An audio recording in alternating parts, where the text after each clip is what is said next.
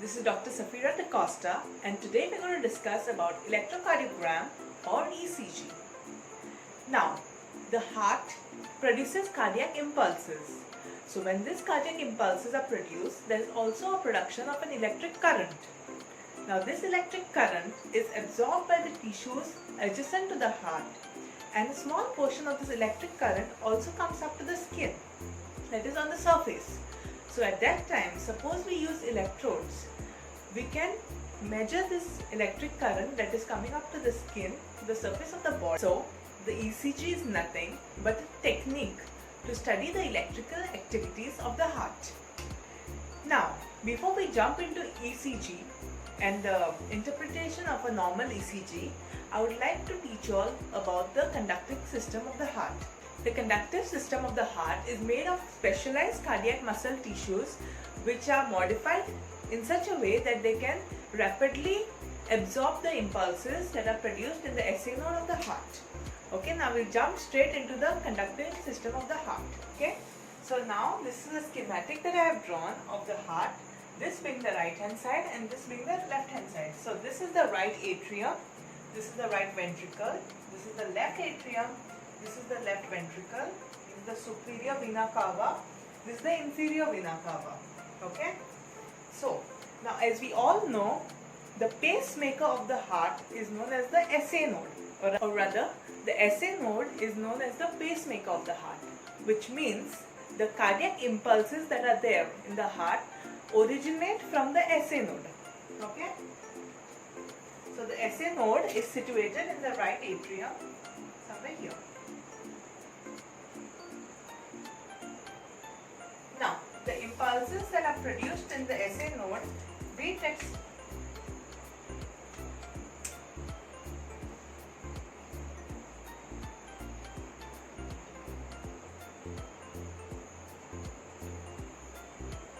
Now, the impulses that are produced in the SA node are fired at a rate of 60 to 100 beats per minute.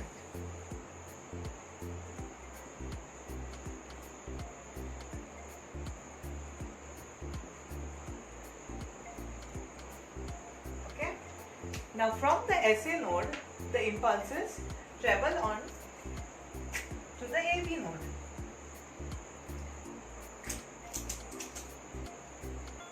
The AV node. Here the impulses are fired at a rate of 60 to 40 beats per minute. The impulses travel from the SA node to the AV node through the internodal fibers. Okay. Now from here the impulse goes to junction called as the bundle of His.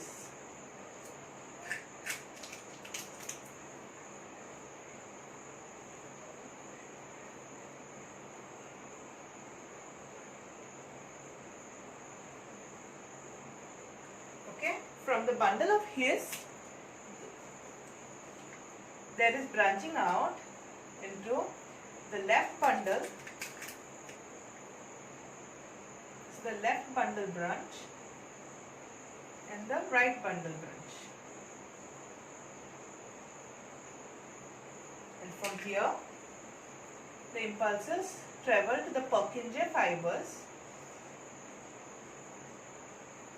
on either side. The impulses that originate in the Purkinje fibers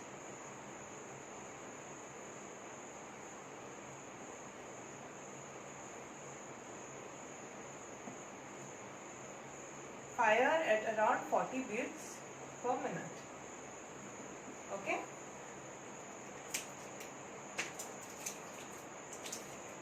Now to recap the whole thing, impulses in the heart or the cardiac impulses originate in the SA node, which is also known as the pacemaker of the heart. Okay.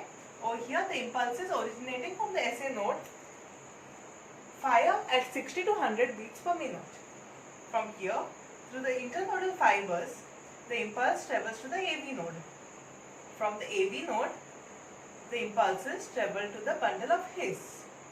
From the bundle of His, there is branching of the bundle, and we have the left bundle branch, and we have the right bundle branch, which further the impulses then go into the Purkinje fibers. Now, suppose there is a block over here. There is a block at the SA node.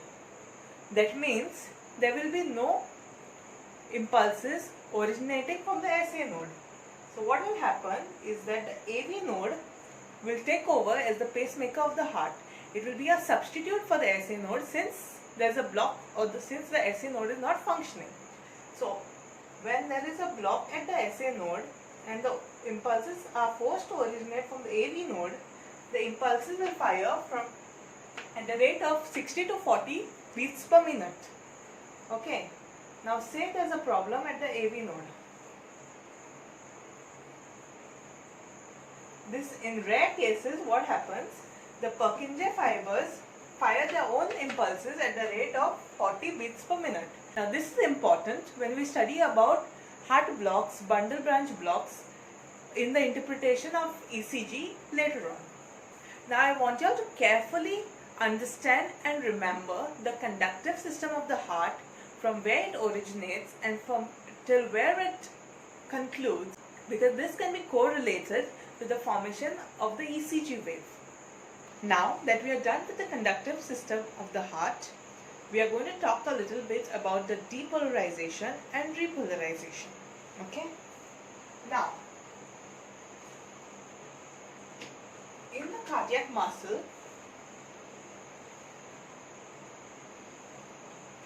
which is at rest,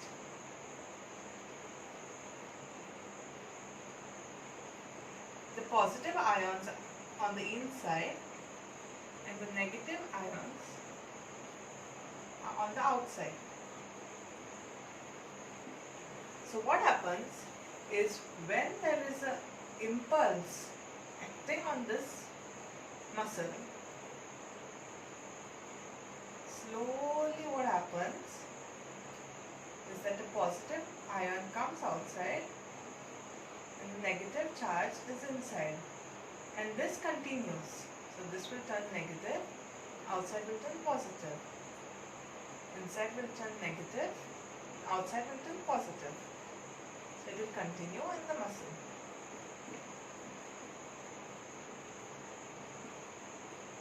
And this state, where all the negative charge is on the inside and the positive charge is on the outside, is nothing but depolarization.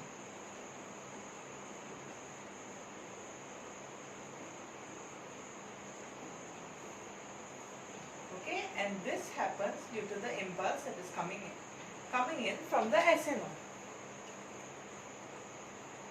Now, we will correspond the impulse that is coming in and the depolarization and repolarization that it causes with the waves of the ECG.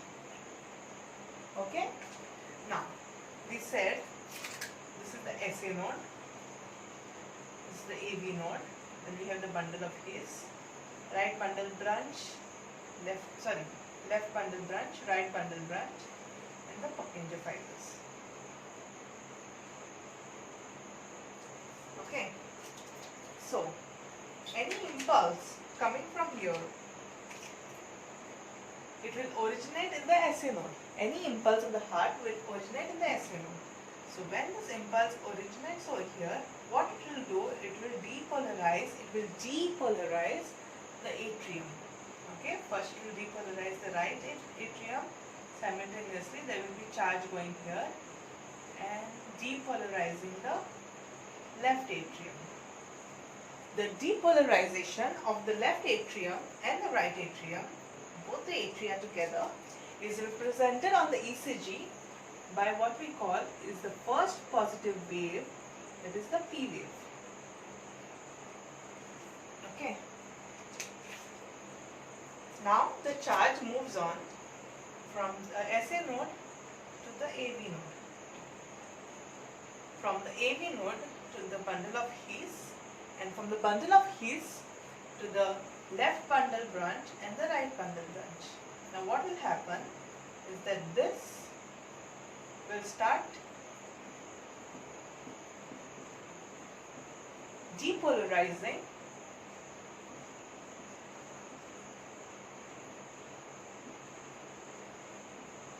the left and the right ventricles. The depolarization of the left and right ventricles is shown in the ECG by the QRS complex.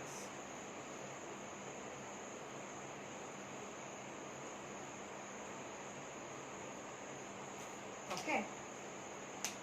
Now, when the ventricles are getting depolarized, the charge from here is moving from the atrium, is moving down to the ventricles. So here there is no charge right now. So what happens is in the atria, when there is no charge, there is repolarization taking place. Now when we say repolarization, it is nothing but this depolarized form is repolarized because of lack of charge that is there, and it comes back to its original form where all the positive charge is inside and the negative charge is on the outside. Okay, so what happens over here is that as the charge moves from the SA node to the AV node, from the AV node to the bundle of His, from the bundle of His to the left and the right bundle branches, the charge is moving downwards. So the atria that were initially depolarized and represented by the P wave are getting repolarized. That is, they are going back to their initial stage before the impulse. So now you will say is that where on the ECG this repolarization is shown. Well, what happens is that it is a simultaneous process that is happening. So as the ventricles are getting depolarized, the atria is getting repolarized. So that wave merges with the QRS complex. The QRS complex represents the ventricular depolarization, and it is a more prominent wave but obviously the ventricles are much more larger, and hence the electrical charge is much higher.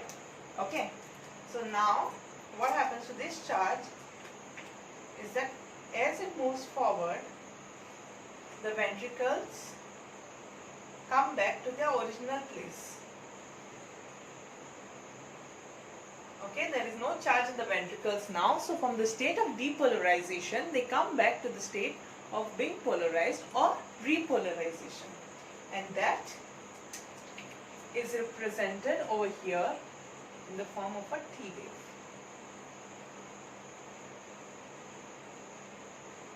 Now, to summarize the waves on an ECG with relation to the conductive system of the heart. Okay, the first positive wave or the P wave is formed due to the depolarization of the atrium. Okay. Then next we have the QRS complex, which is formed due to the depolarization of the ventricles. After that we have the T segment or the T positive wave, which is formed due to the repolarization of the ventricles. The repolarization of the atrium or the atria is not seen in an ECG because it merges with the QRS complex. Now sometimes, okay, you can have another wave over here. It's a positive wave, which is a U wave. Okay, this is nothing but the repolarization of the Purkinje fibers, okay, or the papillary muscles of the heart. So it is not always seen because the impulses over here are very weak, but it is always good to know that after the T wave, if you have another positive wave, it is nothing but a U wave, which represents the repolarization of the Purkinje fibers of the heart. Okay, now we'll go to the intervals. Now between the P wave and the R wave, we have an interval, and this interval is known as the PR interval. The PR interval, as you know, see, over here we have the depolarization of the atrium that is taking place, the atria that is taking place. So the PR interval represents the time taken for the atria to depolarize. Okay. After that,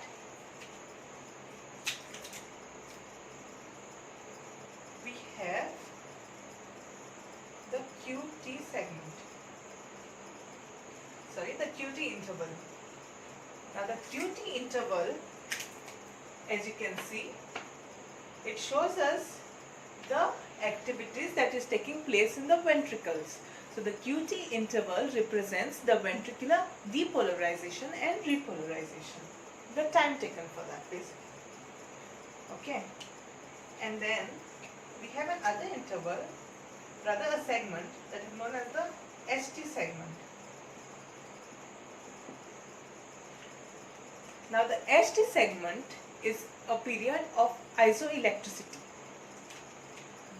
The ST segment is of very important significance when you are reading ECG, especially in the case of MIs, because in myocardial infarction it is usually seen that over here there will be an elevation,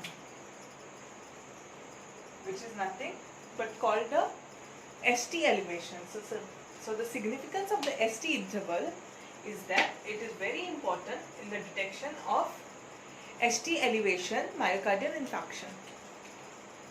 So now that we know what the P waves correspond to, what the PQRS complex corresponds to, what the T and the U wave corresponds to, and also we know the significance of the PR interval, the QT interval and the ST segment,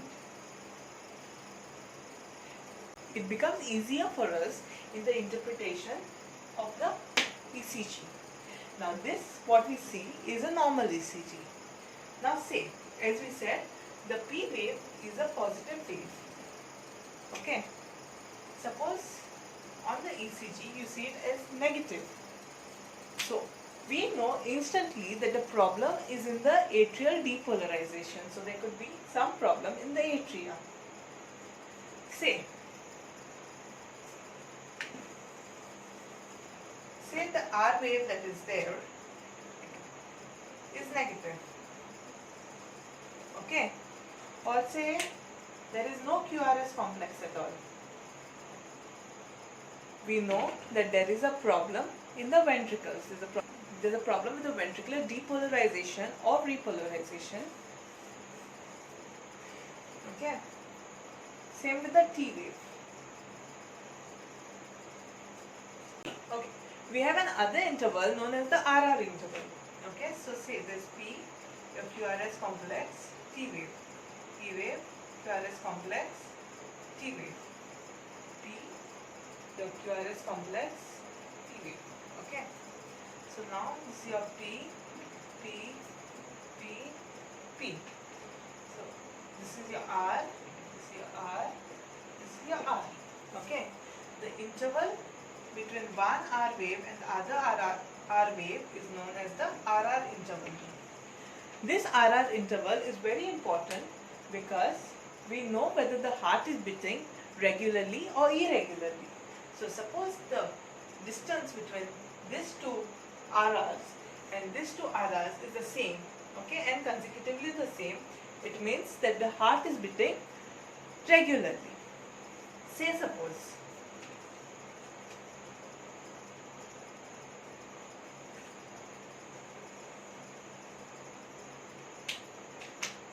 but naturally, if you can see, the distance between this R and this RR interval and this RR interval is not the same. Over here, we say that the heartbeat is irregular. Say suppose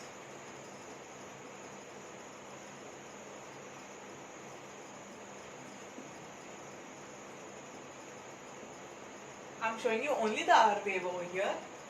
So these are almost equidistant from each other. So this heartbeat is regularly regular.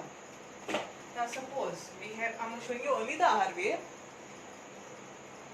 R wave, R wave, R wave, R wave, R wave, R wave.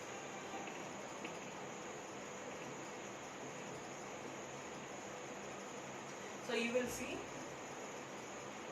it is regular, irregular, irregular,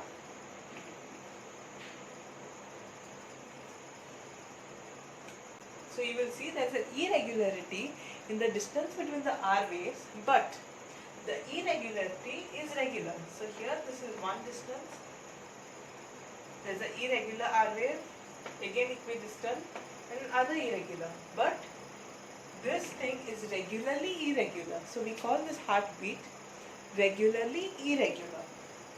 If you see the ECG strip, it is made of big squares, and each big square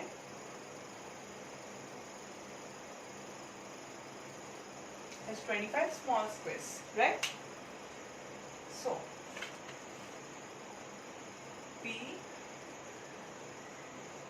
QRS complex T, P QRS complex T. Okay, this is R wave 1, second R wave. The number of boxes between two consecutive R waves.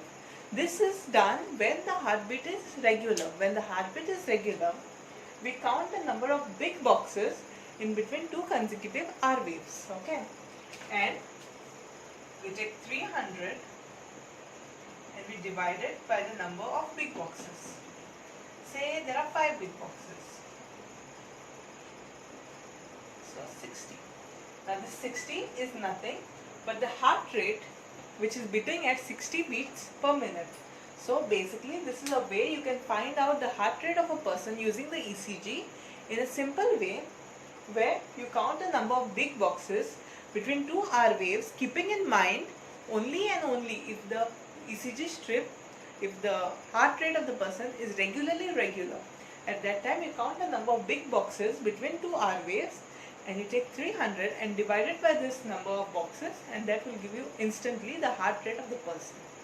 Now that we learned how to interpret the waves of an ECG and correlate it with the corresponding repolarization or depolarization that is taking place in the conductive system of the heart, we will see, or rather we will learn about the leads and where do we place them. Now ECG has two types of leads. One is the unipolar leads and the other is the bipolar leads. In bipolar leads we have three leads: lead 1, lead 2 and lead 3.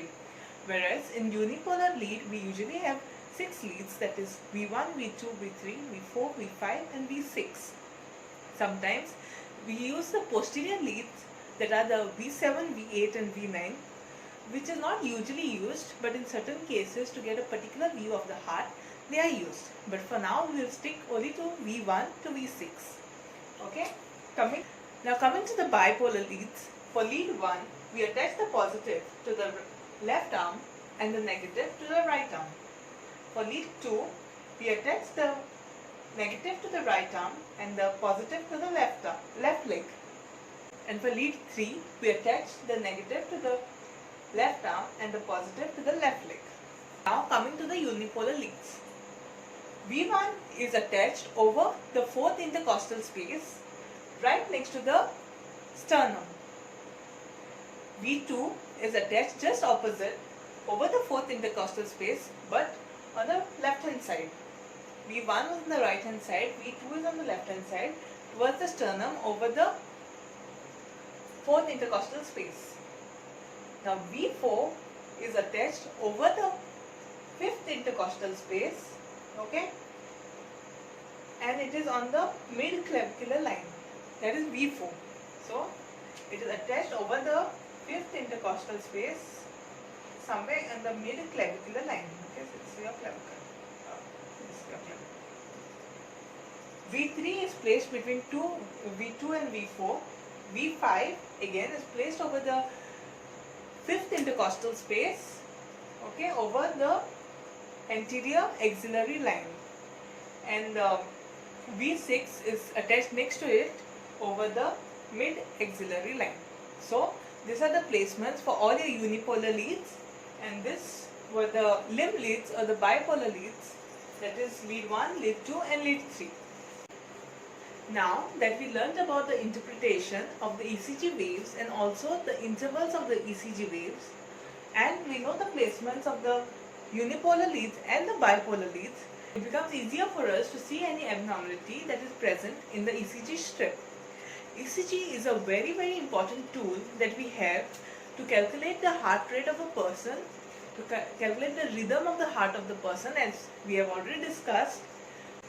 The most important use of an ECG is to see for any irregularities. So arrhythmias, we see for any branch blocks, bundle branch blocks, say first degree blocks, second degree blocks, or even a heart attack. So basically the ECG is a very important tool for us to interpret the electrical activities of the heart. So that's it with today's discussion on the ECG. We learnt in brief what is an ECG, what is the conductive system of the heart. We learned to correspond the conductive system of the heart to the waves that are formed in the ECG. We learned about the significance of the intervals of the ECG. We learned about the various leads, the limb leads or the bipolar leads and the unipolar leads, that is V1 to V6. We learned their placement and we learned about the importance of an ECG. With this, we conclude this lecture on interpretation of normal ECG. Thank you.